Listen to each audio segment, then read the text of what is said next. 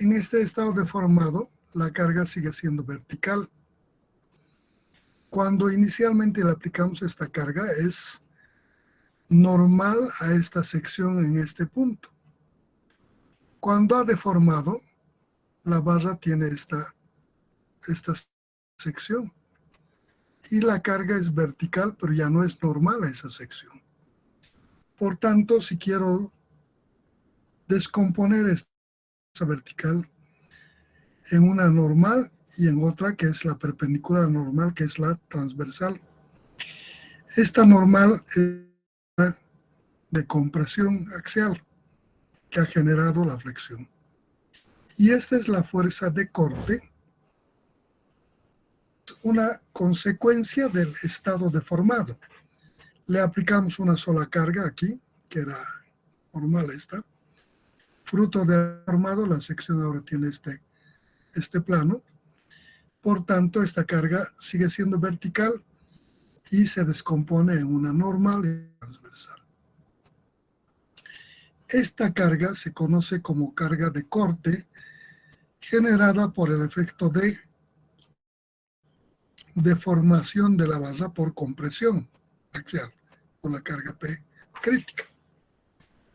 Esta fuerza teóricamente intenta a generar una mayoración de esta deformación en este sentido.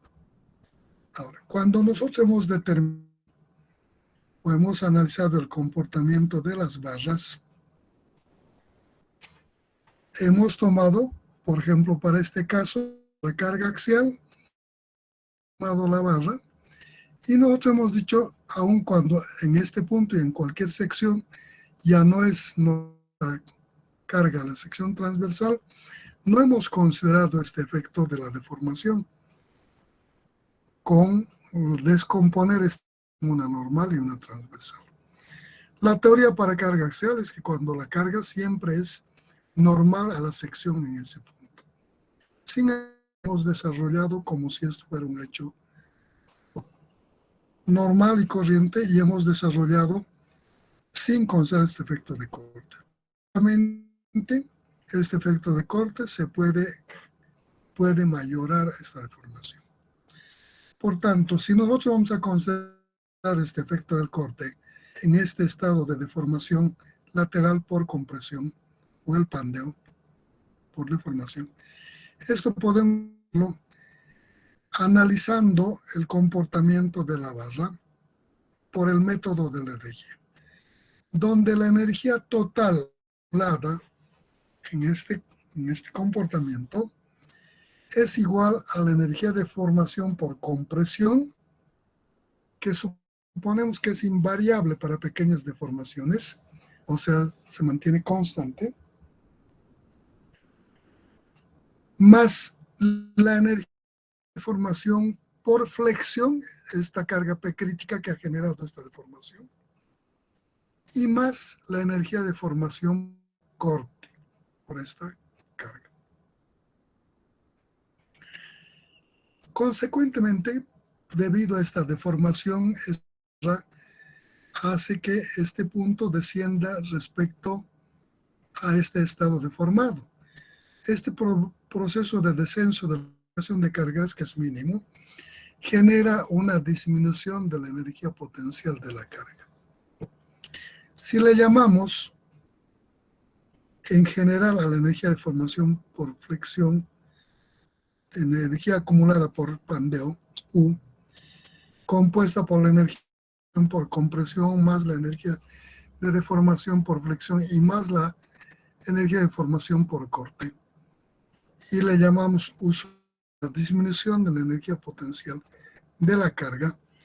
El equilibrio energético sería que U, que representa la energía de formación, sea igual a la disminución de la energía potencial de la carga. Por otra parte, a la energía de formación por compresión, para pequeñas deformaciones, al considerar invariable, no la vamos a considerar. Llamándole a la energía de formación por flexión U sub F y a la energía de formación por corte U sub tau, diremos que la energía de formación acumulada total va a ser a U sub F más O, y que debe ser igual a la disminución de la energía potencial de la carga U sub U.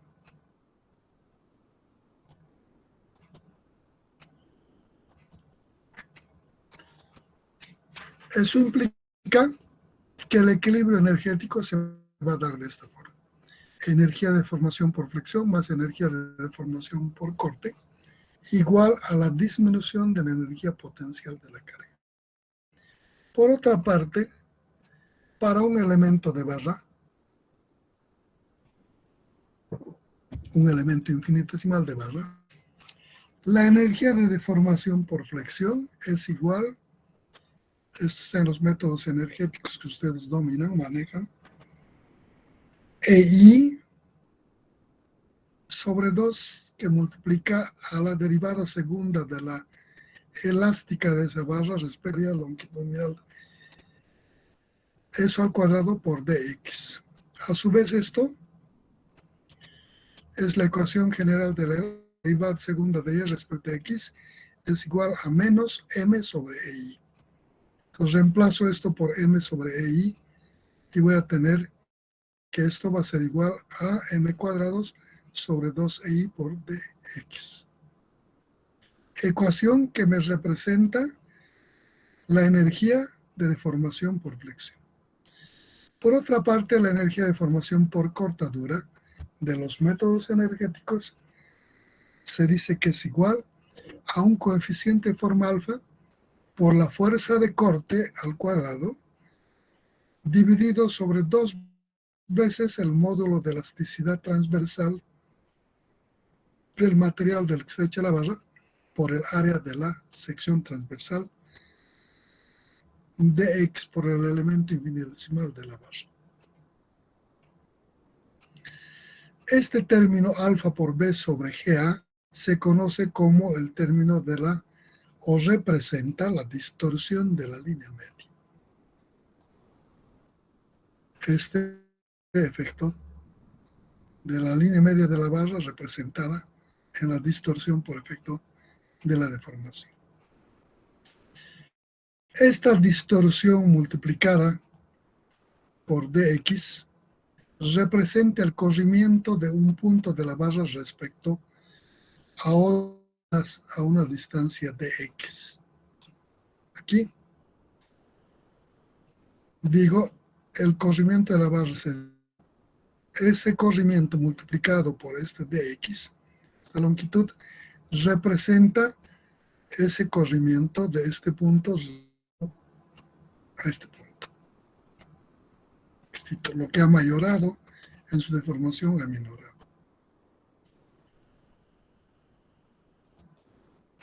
¿Qué es esta cantidad?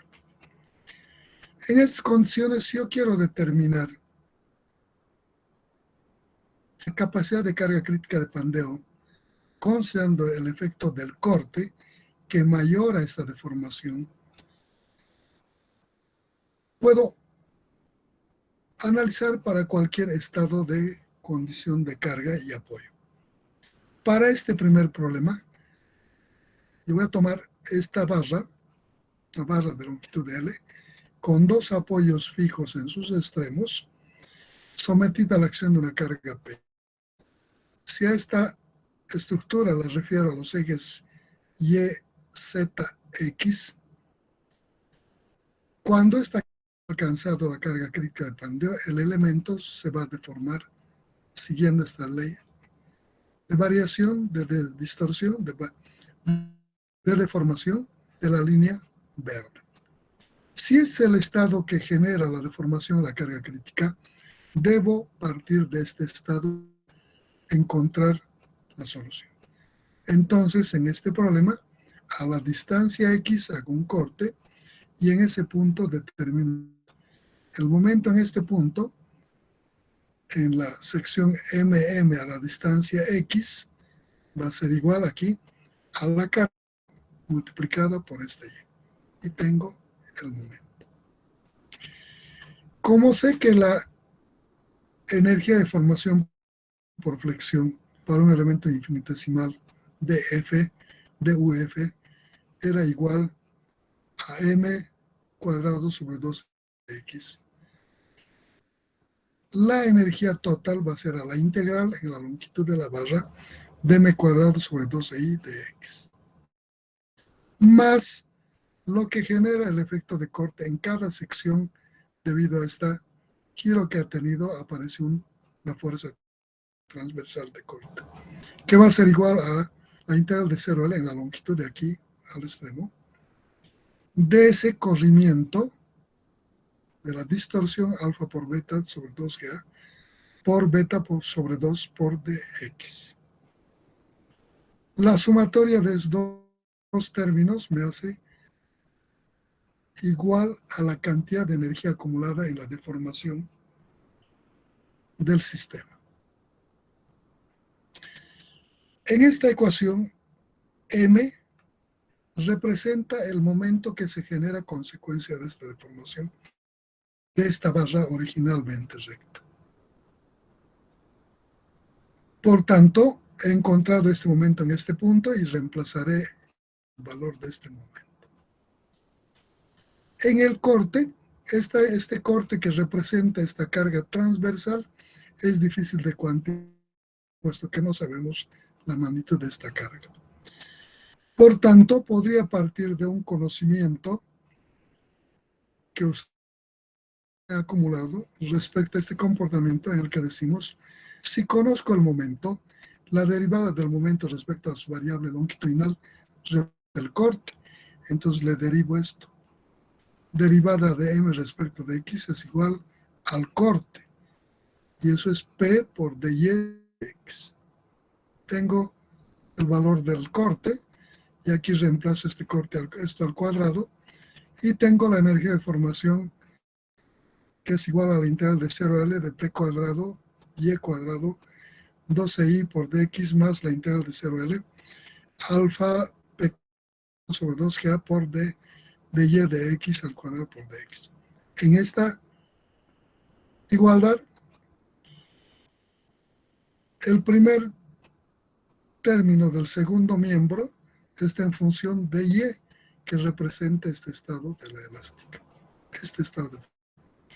Y el segundo está en el cuadrado, en función del cuadrado de la derivada de esta ecuación. En otras palabras, de la ecuación de la pendiente de este estado deformado.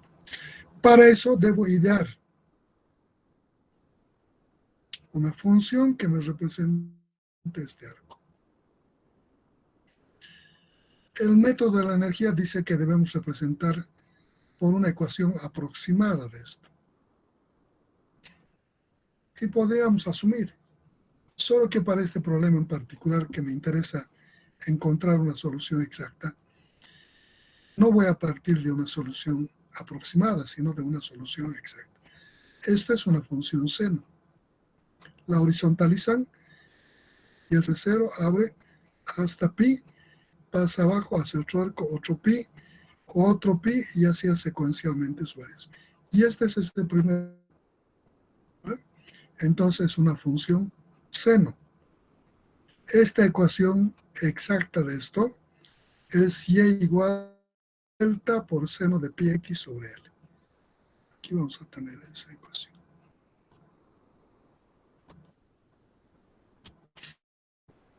Aquí está.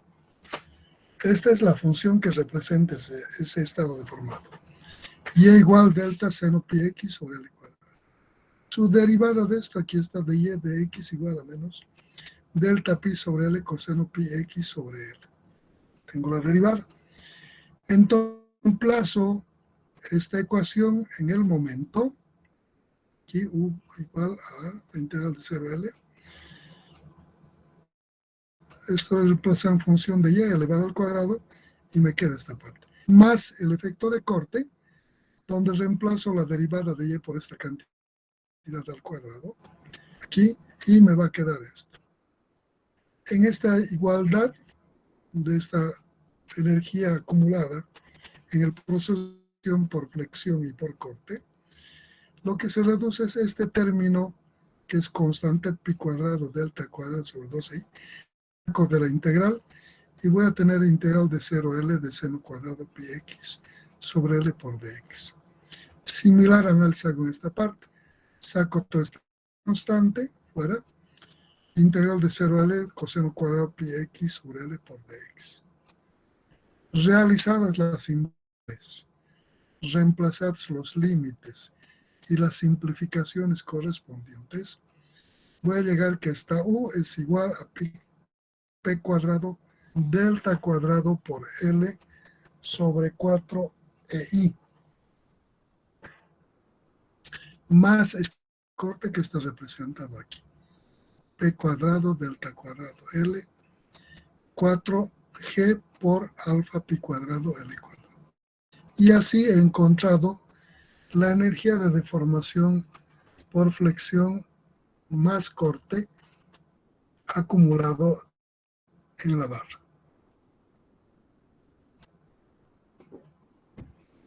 La disminución de la energía potencial de carga, U sub 1, es igual a la carga que multiplica a 1/2 de la integral de 0 a L de y de x por dx. Esta partecita 1/2 de esto es el descenso del punto de aplicación de cargas, es la deformada.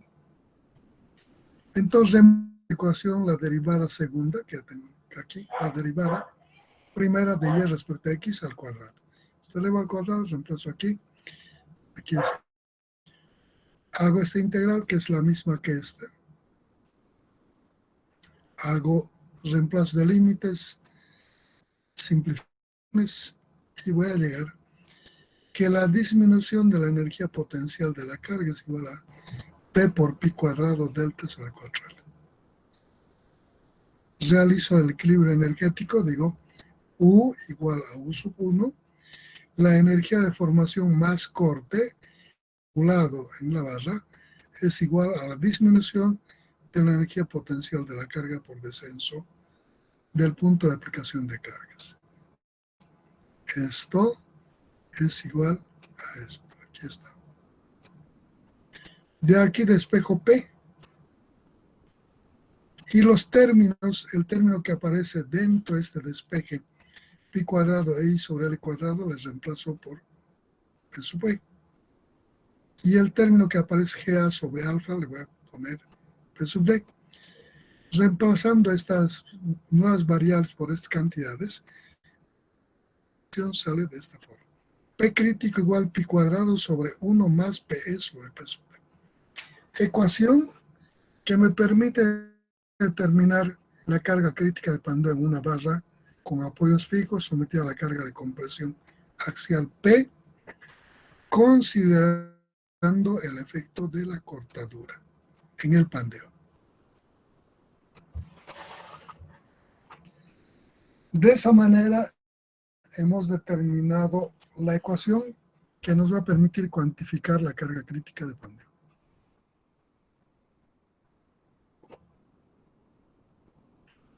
Para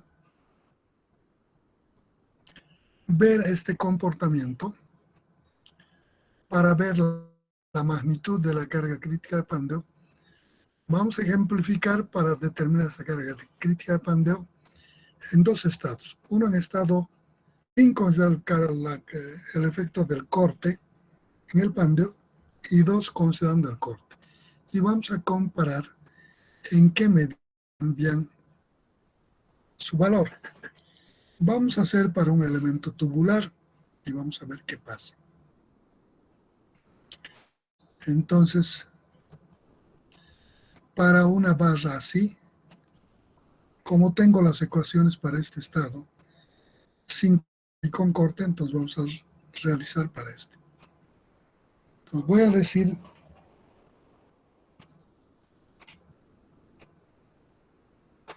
en una barra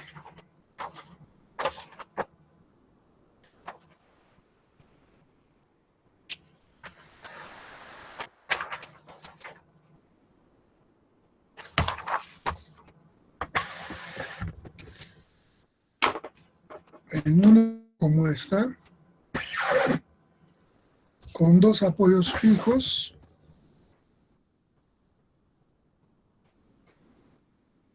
en sus extremos,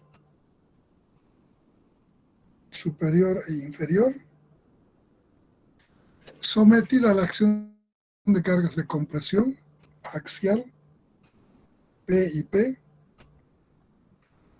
de longitud L,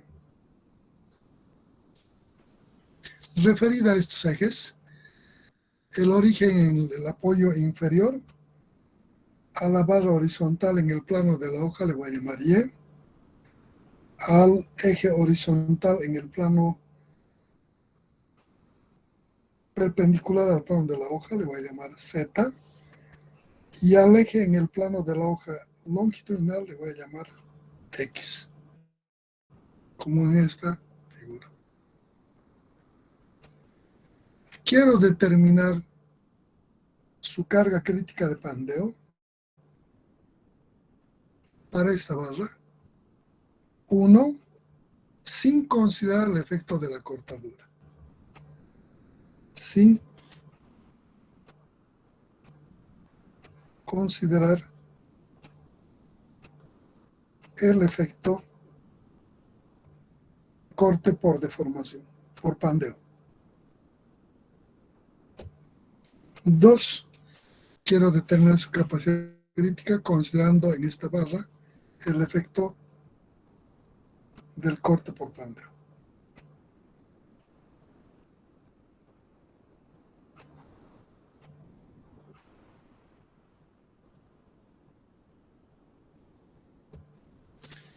En la solución del problema, nosotros sabemos que cuando alcanza este valor de carga, el P crítico, esto se deforma de esta manera. Entonces, en estado deformado, hemos determinado aquí la carga crítica de pandeo. Esta es la ecuación que me permite determinar la carga crítica de pandeo considerando el efecto del corte por pandeo. Y esta es el P sin considerar el efecto de corte. O sea, en la solución, en el primer caso, su carga crítica de pandeo, P crítico, P sub CR, ha de ser igual a pi cuadrado por E por I sobre la longitud al cuadrado. Esta ecuación. P crítico igual a pi cuadrado e I sobre L cuadrado. Para determinar esta carga, analizar la sección. Si supongo que la sección es un tubo,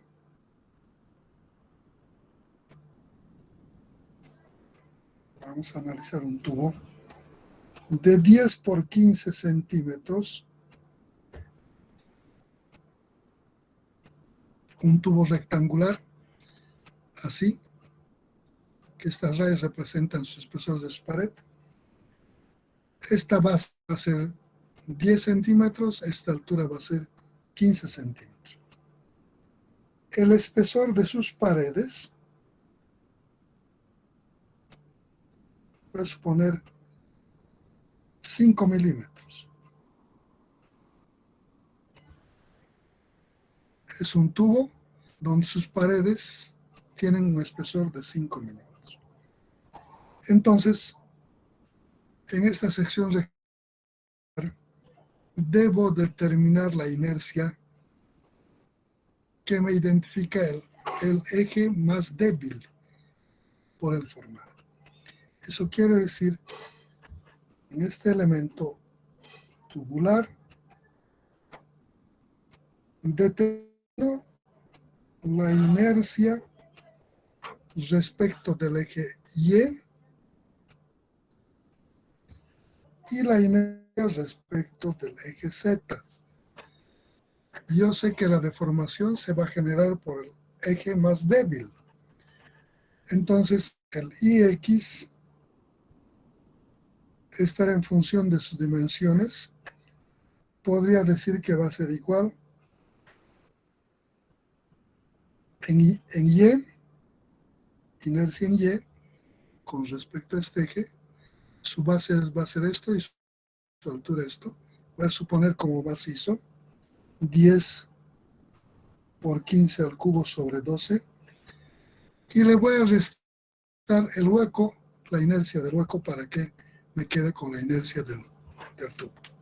Menos 10, 9 por 14 al cubo sobre 12. Como el tubo tiene 5 milímetros de espesor, todo esto que tiene 10, esta pared interior, la parte del hueco va a ser 10 menos 0,5 a este lado. Tenemos aquí 5 aquí, 10 milímetros, 1 centímetro. Entonces 10 menos 1, tengo 9. En la parte vertical, 15, 15 menos 0,5 y menos 0,5, menos 1 y tengo 14. Entonces voy a encontrar la inercia de este respecto a este eje, respecto a este eje. Respecto al eje horizontal, este Y, voy a decir que es B por H al cubo sobre 12 menos este adentro B' por H' al cubo sobre 12. Entonces 10 por 15 al cubo sobre 12 más 9 por 14 al cubo sobre 12. Y tengo la inercia, una operacióncita. Respecto a este eje, respecto al eje IZ, esta va a ser su base y esta es su altura. Va a ser 15 por 10 al cubo sobre 12 menos el hueco. Esta parte que va a ser 14 por 9 al cubo.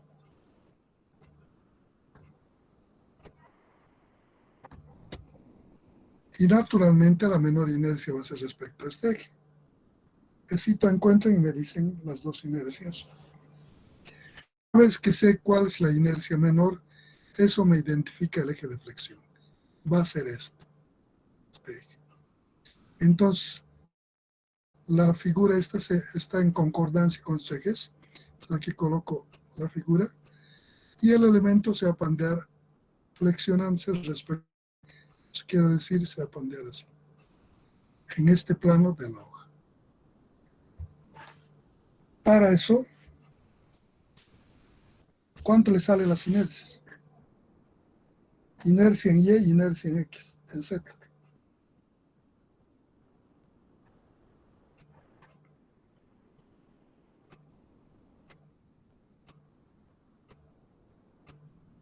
A ver una calculadita. Inercia de un tubo respecto a este eje, inercia respecto a este eje del tubo. Las dimensiones exteriores, su inercia, menos la inercia de las dimensiones interiores o del hueco. Ingeniero, yo ya lo resolví, ya lo calculé. Inercia es 754,50, inercia en Z 399,5. A ver, en Y es 754, .5. inercia en Y, Z. En Z 390,5. De la comparación de estas inercias, vemos que la inercia menor es respecto del eje Z. Eso quiere decir que es el eje débil. Se va a flexar con respecto a este eje, así. Entonces, en la determinación de carga crítica de pandeo debo tomar esta inercia, IZ. Os diré, P crítico, sin considerar el corte, va a ser pi cuadrado E IZ sobre L cuadrado. Pi es una constante, E es el módulo de elasticidad. Vamos a suponer para este problema, vamos a suponer 750.000 kilogramos sobre centímetro cuadrado. Módulo de elasticidad transversal, vamos a suponer 80.000 kilogramos sobre centímetro cuadrado, esta G. Y el coeficiente de forma alfa, vamos a suponer 1.5. Entonces, en estas condiciones queremos determinar pi cuadrado 750.000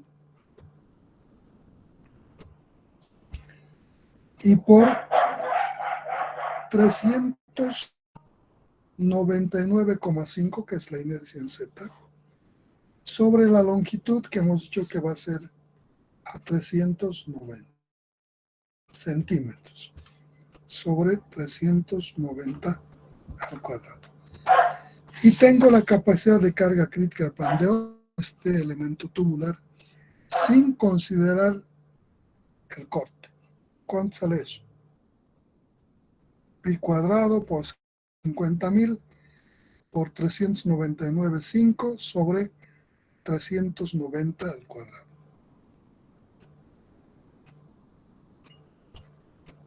19.442,34 Inge.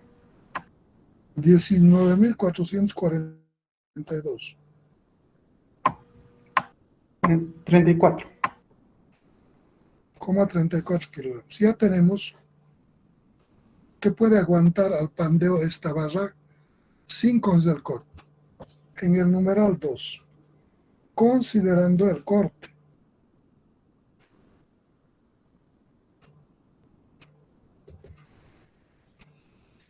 la carga crítica de Pandeo considerando el corte, aquí hemos mencionado, es igual a P sub E sobre 1 más P sub E sobre P sub D. P sub E es esto. P sub E es la carga crítica de Pandeo para esa barra sin considerar el corte. Pi cuadrado e IZ sobre L cuadrado. Y eso ya tenemos calculado. Eso es 19.442,34 kilogramos. Ya tenemos. El P sub D, esto es esta cantidad. P sub D es igual por A sobre alfa.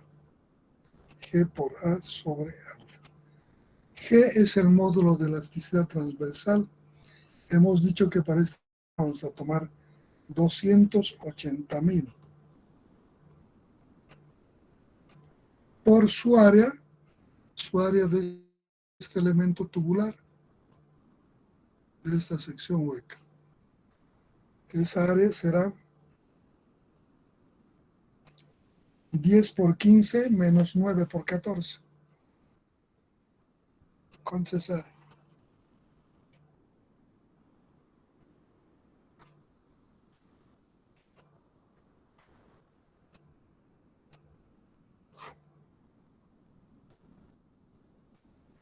Sale el área.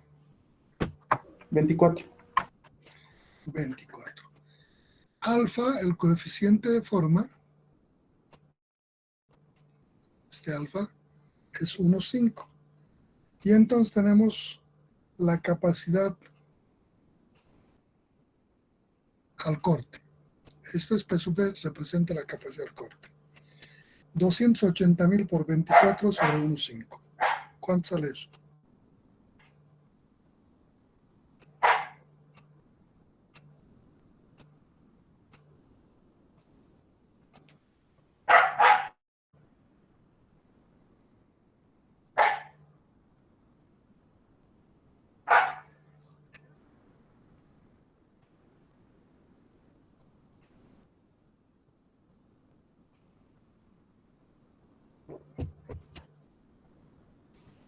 $19.158,33. No creo. 280.000 por 24. Sí, el alfa, ¿cuánto era, Inge? 1,5. Sí, lo coloca igual, es 19.358,33. Imposible. Y que a mí me sale 448 con 4 ceros. 280.000 por 4 es 6.720.000. Dividido entre 1,5 es 4.480.000. 4.480.000. 0. O sea, esta capacidad de carga es de 4.480.000. Entonces, emplazo estos valores en P crítico, un corte va a ser igual a 19.442,34. o me estabas dando ya todo el problema calculado, me imagino. Sí, todo el problema calculado era, ingeniero. Sí, A sí. disculpar. En realidad queríamos mostrar por partes. Igual Ya, vamos a hacer. está bien, ingeniero. 1, 19.442.34 dividido sobre 4.480.000. Ya, eso sí te va a dar cerca, casi el mismo valor. Entonces, le aplicamos esta ecuación. Aquí reemplazamos los 19.442.34, 1 más 19.444 sobre 4.480.000, y haciendo toda esa operación vamos a tener un valor de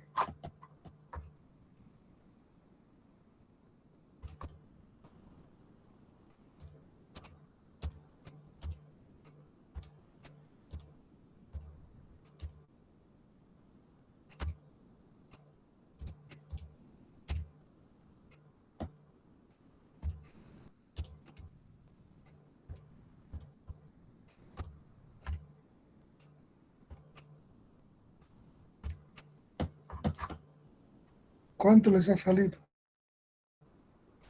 19.358,33.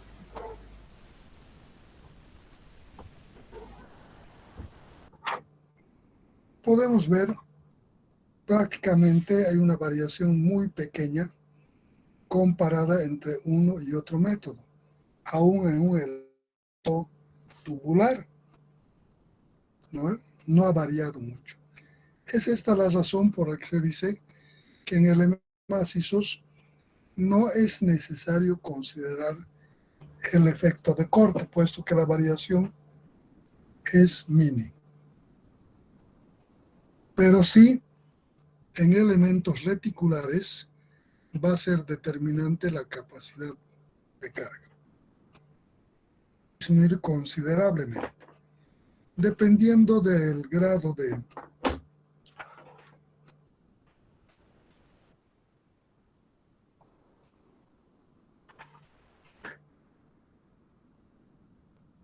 balanceo que se ha hecho en la sección, tratando de encontrar en el límite de sus capacidades a los elementos, ¿no ven? Un buen balanceo, esa variación puede ser de un 15% aproximadamente, 14, 15, 16 o un poco menos. Pero en elementos donde no es tan bien balanceado, en estas retículas, lo que es los elementos verticales con los rigidizadores, no está bien balanceado, eso podría tranquilamente disminuir en más del 50% o el 50% su capacidad de un elemento reticular. En elementos reticulares, el efecto del corte generado por el pandeo es vital. En cambio, en elementos macizos, no. El tema.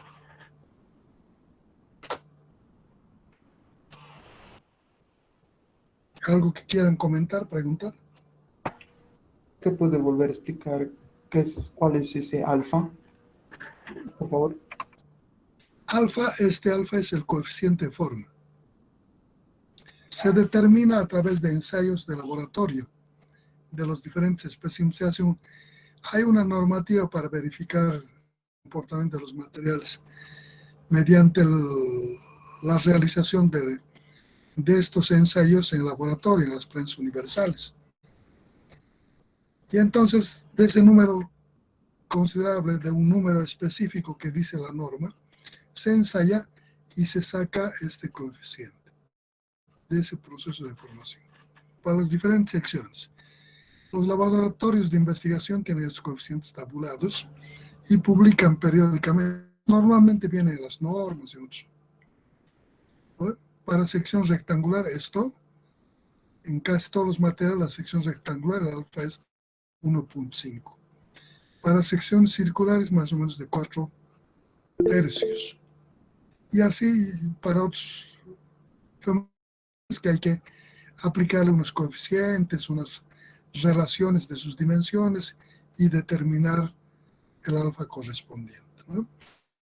En el caso de la rectangular y la circular, está directamente en elementos rectangulares donde la variación de sus lados es demasiado grande, este alfa también se distorsiona. Eso hay que ver en los boletines de información de los laboratorios, de los centros de investigación.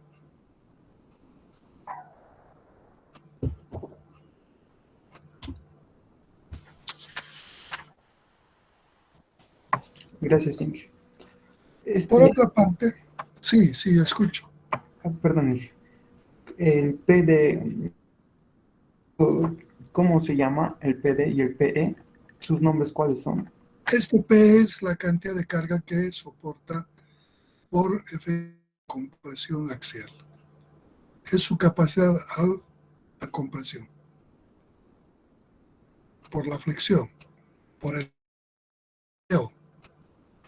Es el efecto del pandeo, de la compresión axial. Este, en cambio, es su capacidad al de la barra. P sub D es igual a la capacidad al corte de esa barra. El efecto del corte en el pandeo. Gracias, Inge.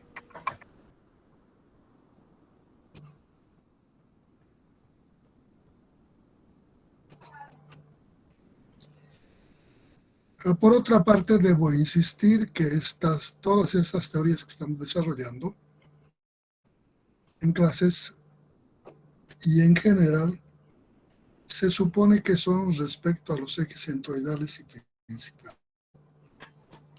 Todo proceso de determinación de esfuerzos máximos de un comportamiento crítico, sea estabilidad elástico dentro, la verificación de estados de comportamiento del material, siempre verse con respecto a los ejes centroidales y principales. De hecho, en algunos problemas en aplicación, algunas aplicaciones en forma directa lo hacen con los ejes perpendiculares, horizontales y verticales, aún para secciones asimétricas. Resulta que si la sección es asimétrica, si ninguno de los ejes transversales de la sección es de simetría, resulta que estos ejes no son principales. Y aunque estén pasando por el centroide, al plantear los ejes centroidales, no va a arrojar los esfuerzos máximos ni mínimos. Nos va a dar unos esfuerzos, en algunos casos, próximos, en otros casos un poco más alejados. Si yo quiero sacar el esfuerzo preciso máximo o mínimo, necesariamente debo hacer con respecto a los ejes centroidales y principales. Aquí hemos desarrollado todo esto, visto más la ejemplificación en una sección doblemente simétrica, una sección rectangular, tanto el tubo almacén, secciones doblemente simétricas. Por tanto, los ejes que pasan a través del centro de la sección son principales. Un eje mayor y el otro.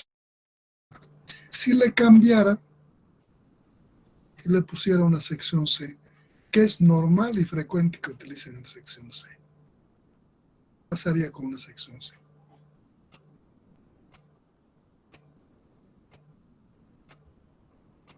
Es normal una C.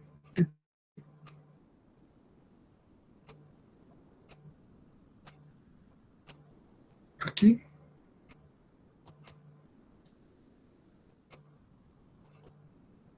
para que se le quito este lado y con su espesorcito este es una C. ¿Qué pasaría si le quito este ladito y esto le convierto en C así? ¿Qué pasaría? Estos principales están aplicados en el centroide de la figura.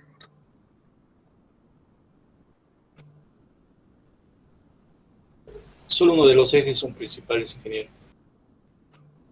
Si ese eje es principal, ese centroidal es ese eje principal. Su perpendicular a ese eje también es principal. Eso dice la teoría.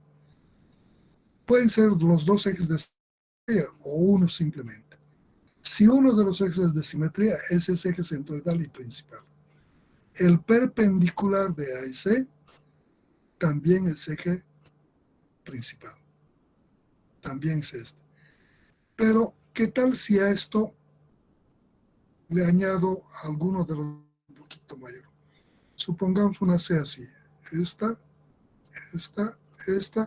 y le prolongo un poquito aquí. Que esta sea 1,5B. Y esto sea B, y esto H, y esto hueco. Esto no existe.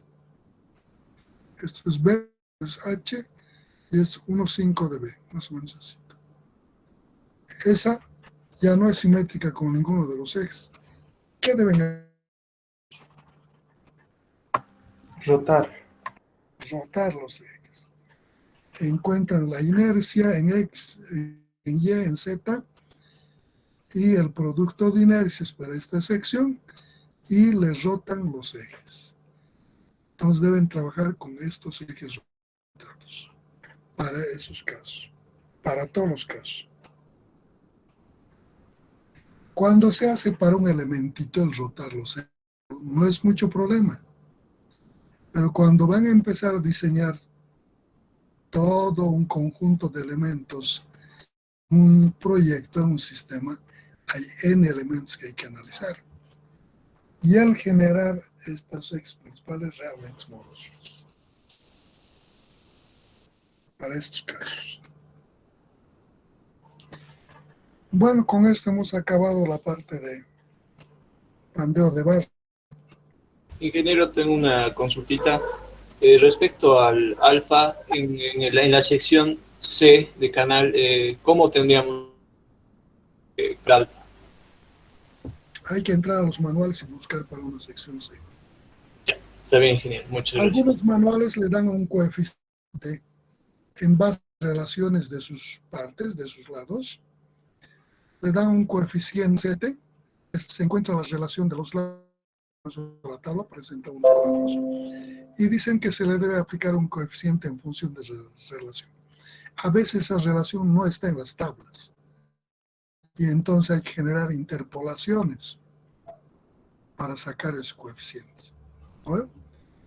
Como en los logaritmos, pero usted ya manejar los logaritmos por interpolación, ya no, ya son fruto del Casio, de la T. Antes se manejaba los logaritmos con tablas, ¿no? Tabla de Copetti. Y entonces en eso se entra, en función de relación, se busca la columna en el que cumple esa relación, de ahí saca el coeficiente y se modifica ese alfa para ese elemento. Algunos autores dicen eso. Otros directamente publican. Otros autores inclusive dicen hasta cuándo se considera esta sección rectangular, hasta qué relación base-altura. A partir de una relación mayor a la altura base de un valor especificado, algunos autores dicen que se distorsiona ese coeficiente, por tanto, debe hacerse la mejora de ese coeficiente a través de la determinación de los coeficientes en los cuadros de las tablas y aplicarle ese proceso. ¿No? Al igual que el efecto de la rigidez a la cortante, ¿no? O a la torsión. La rigidez a la cortante o a la torsión en elementos en general diferentes a la rectangular o para una relación mayor de ciertas dimensiones ya no obedece a un número, ¿no? Sino hay relaciones que nos permitan determinar igual en base a unos coeficientes de minoración y mayoración. Besitos, jóvenes. Hemos concluido este tema.